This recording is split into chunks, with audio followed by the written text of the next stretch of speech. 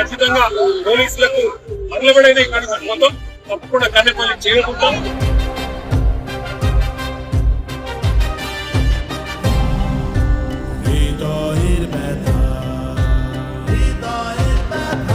చేరుకొని అక్కడ ప్రవహిస్తున్న 1,00,000 క్యూసెక్కుల నీళ్లను రైతులకు చూపెడతాం. తెలంగాణలో ప్రభుత్వం అంటే జాతగాని పెద్ద ప్రభుత్వం.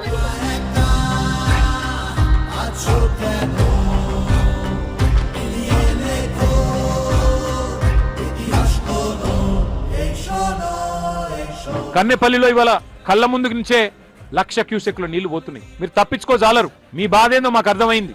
నీళ్ళు ఇస్తే యూరియా ఇయ్యాలి, నీకు యూరియా ఇచ్చే తెలివి లేకపోయా. నీళ్ళు ఇస్తే పంట వండుతుంది, పంట కొనాలంటే నీకు తెలివి లేదు. సంచులు ఇచ్చే తెలివి లేదు, కరెంట్ ఇచ్చే తెలివి అంతకంటే లేదు. పంట వండితే మద్దతు ధర ఇయ్యాలి, మళ్ళీ రైతుల ఖాతాల్లో పైసలు వేయాలి, అది ఇయ్యవాయే.